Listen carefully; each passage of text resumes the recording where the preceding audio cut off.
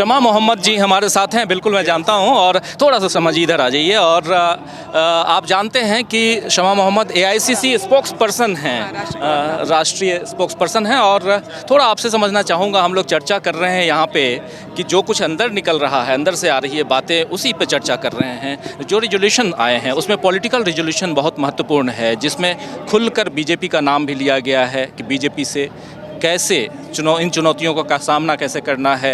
Media को लेकर के भी बात हो रही है, आरएसएस को लेकर भी बात हो रही है, फॉरेन पॉलिसी पे भी बात हो रही है, इकोनॉमी पे भी बात हो रही है। आपकी पहली प्रतिक्रिया इन तमाम मुद्दों पे?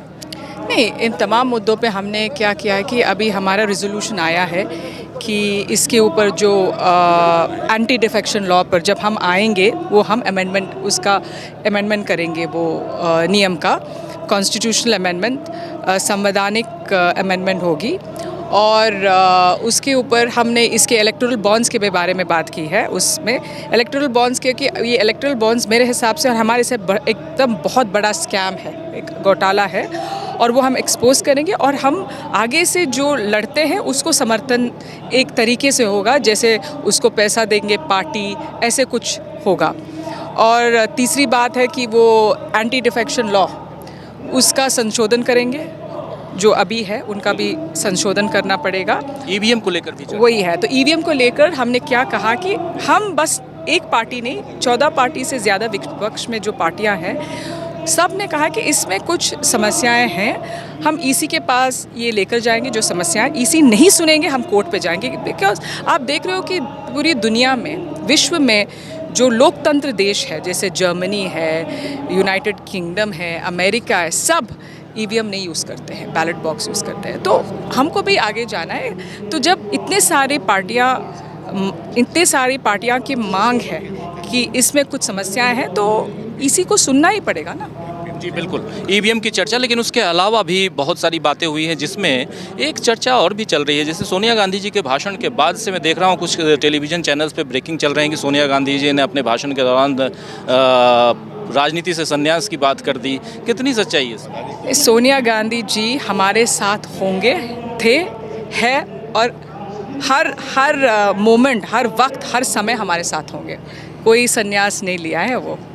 देखिए, ये पॉलिटिकल बातें, और ख़ासकर प्रशांत टंडन जी हमारे साथी हैं, इनसे भी यही सवाल मैं पूछा था और इनसे भी मैं पूछ रहा हूँ। लेकिन खैर, ये एक इसलिए भी दोस्तों ज़रूरी है जानना, क्योंकि ये चूँकि चर्चा, बस एक सवाल और, चर्चा चूँकि ऐसी चल रही है, इसलिए इसका क्लैरिफिकेशन भी इसकी ज़रूरत थी इसलिए। लेकिन और थोड़ा सा आपसे जानना चाहता हूँ कि दूसरे क्या क्या पहलू हैं जिन पे और अभी चर्चा हो रही है या होनी है बाकी है? नहीं, अभी इकोनॉमिकल वो है, उसके ऊपर हम चर्चा कर रही है कि कैसे जो आर्थिक स्थिति है इस देश में, बेरोज़गारी है। आप देखो, हमारे जो प्रधानमंत्री 2014 में क्या कहा, 2 करोड़ रोज़गार हम देंगे हर साल।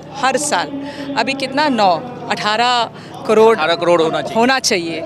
अभी हमारे पास लाखों रोज़गार भी नहीं है। जब पार्लियामेंट में पूछा था कि कितना रोज़गार दिया, तो उन्होंने बोला 7 लाख। तो ये समस्या, रोज़गार का समस्या। दूसरी समस्या है कि जो महंगाई की बहुत बड़ी समस्या है, महंगाई की कि जो गैस का जो दाम हमारे समय 424, अभी 1000 से ऊपर है। कैसे 1100, इसीलिए मैंने कहा 1000 के ऊपर है। तो उसके बारे में प्रधानमंत्री क्यों नहीं बोलते हो? और अभी हम डिस्काउंटेड पेट्रोल खरीद रहे हैं रशिया से, लेकिन हमारा जो पेट्रोल का जो दाम और डीजल का दाम 100 रुपये या 90, क्यों हमारे पास वो जो एक्साइज ड्यूटी आप क्यों कम नहीं कर रहे हो, जब आपको डिस्काउंटेड कम पैसे में मिल रहा है रशिया से?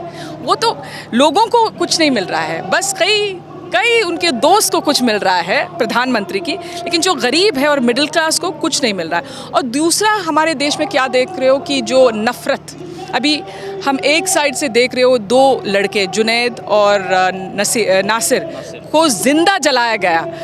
वो तो गाय तो खाया कुछ नहीं रहा था, कुछ भी नहीं था, उसके साथ एक गाय होगा, तो उसमें कुछ गलती है? नफ़रत के खिलाफ नफ़रत की, ये मुसलमान है, उसके वजह से होगा शायद। क्योंकि वहाँ मेघालय में मैं गई थी 2 दिन पहले, वहाँ का जो बीजेपी अध्यक्ष, वो कह रहा कि बीफ हम खा सकते हैं, बीजेपी को कुछ इसके खिलाफ कुछ नहीं है, सब लोग खा सकते हैं। तो मेघालय में एक नियम, हरियाणा में अलग नियम। तो अमित शाह से मैं पूछना चाहती हूँ कि जीतने के लिए और पावर में आने के लिए आप कुछ भी करेगा? हाँ, बताओ कि आप गाय को मार के खा सकते हो या नहीं खा सकते हो।